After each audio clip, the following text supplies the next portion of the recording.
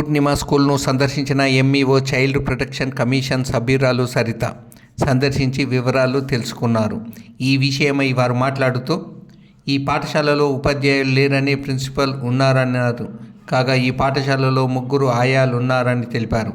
అందులో ఒక ఆయమ్మ కూతురుపై ఆయమ్మ దాడి చేసిందని, అందులో ఒక ఆయమ్మకు మాటలు రావని, చెవులు వినపడవన్నారు. ఈ పాఠశాలలో నర్సరీ నుండి 10వ తరగతి వరకు 180 మంది విద్యార్థులు ఉన్నారన్నారు. అందులో 17 మంది ఉపాధ్యాయులకు అందులో 6 మంది ఉపాధ్యాయులు మాత్రమే వచ్చారని, పూర్తి విచారణ తెలియాల్సి ఉందని, మరోసారి పూర్తి విచారణ చేపట్టాలన్నారు. నాకు మా పై అధికారుల ఆదేశాలు వచ్చే వరకు ఈ పాఠశాల తీయడానికి అవకాశం లేదని ఆమె తెలిపారు. జరిగినటువంటి ఇన్సిడెంట్ మీద ఎంక్వైరీ కొరకు ఇక్కడికి రావటం జరిగింది. ఒక ఆయమ్మ ఒక చిన్న పాపపై పాశవికంగా దాడి చేసిన సంఘటనపై మా పై అధికారులకు కూడా ఈ విషయం తెలియజేయడం జరిగింది. దాని మీద ఇక్కడ ఎంక్వైరీ కొరకు వచ్చాం. ప్రజెంట్ అయితే ఈ స్కూల్లో ఒక ప్రిన్సిపల్ మాత్రం ఉన్నారు, కానీ టీచర్స్ కానీ ఎవరు కూడా అందుబాటులో లేరు. ఈ పాఠశాలకు 29-30 వరకు కూడా ఈటీఆర్ ప్రకారంగా పర్మిషన్ ఉన్నప్పటికీ కూడా ప్రజెంట్ ఈ స్కూల్లో నర్సరీ నుంచి కూడా 10th క్లాస్ వరకు 180 స్టూడెంట్స్ మాత్రమే ఉన్నారు. వీరికి టీచర్స్ చూసినట్లయితే 17 మంది టీచర్స్లో 6 టీచర్లు మాత్రం ట్రైన్డ్ ఉన్నారు, 11 అన్ట్రైన్డ్ ఉన్నారు. ఇక్కడ ఆయమ్మలు 3 ఆయమ్మలు ఉన్నారు. 3 ఆయమ్మల్లో ఒక ఆయమ్మ కుమార్తె పైన ఇంకొక ఆయమ్మ దాడి చేయటం జరిగింది. 3వ ఆయమ్మ చూసినట్లయితే ఇక్కడ ఉన్నది, కానీ తనకి మాటలు రావు. కాబట్టి ఆమె దగ్గర నుండి నేను ఏమి అంటే ఇన్ఫర్మేషన్ తీసుకోవడానికి వీలు లేకుండా ఉంది. తను కేవలము నేను ఊడవమంటే ఊడుస్తానని చెప్తుంది తప్పితే అంటే సాయిగా చేస్తుంది. ఆమె నుంచి ఏమి ఇన్ఫర్మేషన్ లేదు. టీచర్స్ ఎవరు కూడా అందుబాటులో లేరు. ఫోనులు చేయిస్తున్నాం. టీచర్స్ని అందరినీ కూడా పిలిచి మరలా వాళ్ళందరి మీద అందరితో కూడా మాట్లాడి విషయం కనుక్కుంటాము. ఇలాగ ఇంతకు ముందు కూడా ఎప్పుడైనా జరిగిందా, ఎందుకు ఇలాగా జరిగింది, ఈ విషయం మీద పూర్తి సమగ్ర నివేదిక నా పై అధికారులకు ఇవ్వడం జరిగింది. అప్పటి వరకు కూడా స్కూల్ క్లోజ్ చేస్తాము. ఎందుకనంటే ఈ పాఠశాలకు మరలా పై అధికారుల నుంచి పర్మిషన్ వచ్చే వరకు కూడా పాఠశాల తీయటానికి అవకాశం లేదు. ఇప్పుడు విద్యార్థుల పరిస్థితి ఏంటి మేడం? ఇక్కడ చదువుకునే విద్యార్థుల పరిస్థితి దీని మీద వెంటనే ఈ రోజునే నివేదిక పంపిస్తాం. కాబట్టి వెంటనే పై అధికారుల నుంచి మాకు ఇన్ఫర్మేషన్ వచ్చింది. వాళ్ళ అధికారుల సూచన మేరకు మేము నడుచుకుంటాము. దాడి చేసింది కదా ఆ అమ్మాయి పైన, పాప పైన. ఆ లక్ష్మమ్మ యొక్క మానసిక స్థితి ఏ విధంగా ఉంది? ఆమె మెంటల్లీ ఫిట్టా, లేకపోతే ఇంతకు ముందు గతంలో కూడా ఇట్లాంటి ఏమన్నా జరిగినాయా? అదే ఆ ఎంక్వైరీ చేయడం కొరకే ఇంకొక ఆయమ్మని అడుగుదామంటే ఆయమ్మకి మాటలు రాని ఆయమ్మ ఉన్నది. మరి ఆమె ద్వారా మరి వీళ్ళు ఏం వర్క్ చేయించుకుంటున్నారో తెలియదు. మేనేజ్మెంట్ మీకు ఎటువంటి సమాచారం ఇచ్చారు ఆ లక్ష్మమ్మ విషయంలో? ఇప్పుడు పరిశీలిస్తున్నాము. ఇప్పుడు వచ్చాం అంటే ఇంతకు ముందు మేనేజ్మెంట్ అంటే వీళ్ళు ఎప్పుడో దాదాపుగా 10 yearsకి ఒకసారి తీసుకుంటారు. కాబట్టి ఆల్రెడీ స్కూల్ ఈటీఆర్కి పెడుతున్నప్పుడు మొత్తం అన్ని కూడా వాళ్ళు లెటర్ పెట్టడం జరుగుతూ ఉంటుంది. ఆల్ డాక్యుమెంట్స్ అప్పుడే సబ్మిషన్ చేస్తారు. అప్పుడు నేను వచ్చి 1.5 year కాబట్టి ఇప్పుడు అన్ని రికార్డ్స్ కూడా వెరిఫై చేయడం జరుగుతుంది. తర్వాత ముఖ్యంగా నేను అందులో అడుగుతా ఉన్నాను, వీళ్ళకి ఆయాలకు అంటే చిన్నపిల్లల కొరకు కాబట్టి వాళ్ళకి కొంత ట్రైనింగ్ అనేది ఉండాలి. పిల్లలతో ఎలా వ్యవహరించాలి అన్నది ఆయాలకు కూడా ట్రైన్ ఉండాలి. మేము గవర్నమెంట్ స్కూల్స్లో కూడా అలాగ ట్రైనింగ్ ఇస్తూనే ఆయాలను పెడుతూ ఉంటాము. కానీ ఇక్కడ మరి ఎలాంటి ట్రైనింగ్ ఇస్తున్నారో అది నేను ఇప్పుడు తన దగ్గర నుంచి ఆల్రెడీ ఇప్పుడే రాసాము, తన దగ్గర నుంచి నేను తీసుకుంటాను. ఇప్పుడు పాప అసలు ఈ స్కూల్ కి సంబంధించిన పాపేనా? అంటే నర్సరీ చదువుతున్న ఒక వైపు చెప్తాను, సంబంధం లేదు అని చెప్తాను. మరి ఏది నిజం?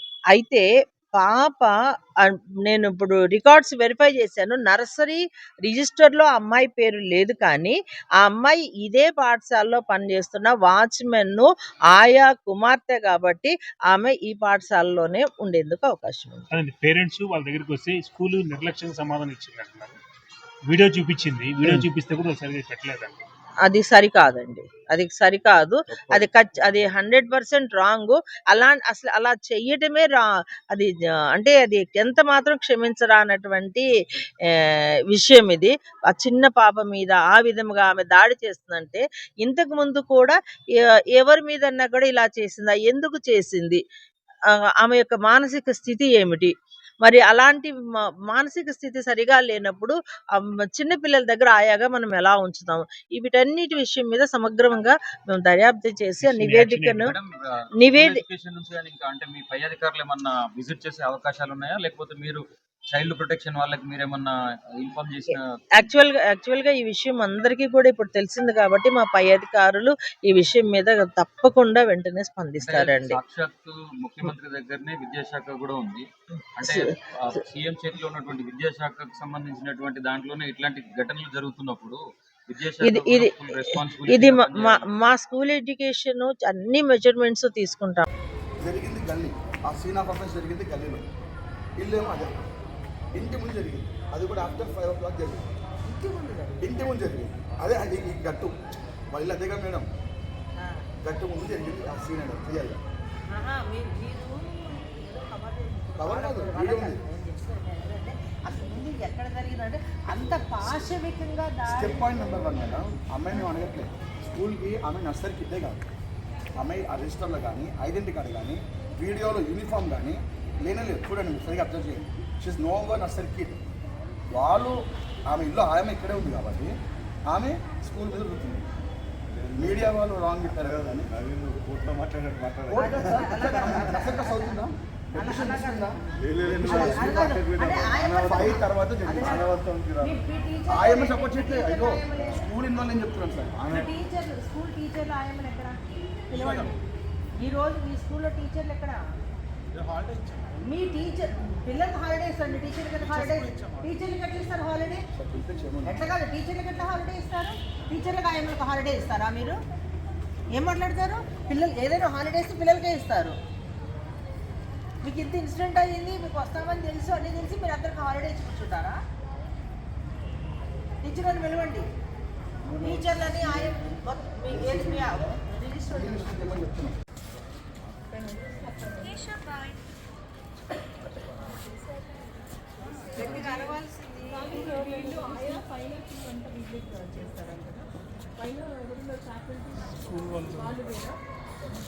School hours evening hours school hours అయిపోయింది. ఇక్కడ ఉంది ముగ్గురే ఆయమ్మ. ఒక ఆమె ఏమో మాట్లాడలేదు, మాటలు రావు. ఇంకొక ఆమె ఏమో సంతోషి, ఇంకొక విజయలక్ష్మి చేసి ముగ్గురు ఆయన పైన కాలేజ్ అంటే సేమ్ మేనేజ్మెంట్ లేకుంటే వాళ్ళు సేమ్ మేనేజ్మెంట్ ఉంది కదా, మేనేజ్మెంట్ వేరేనా కాలేజ్? అది మేనేజ్మెంట్. ఇప్పుడు 10th క్లాస్ స్టూడెంట్స్ ఎంతమంది మేడం? 17 మేనేజ్మెంట్ వేరే అయితే వాళ్ళు కూడా ఇప్పుడు టోటల్ నర్సింగ్ నుంచి 180 ఉన్నారు. నర్సింగ్ 180 180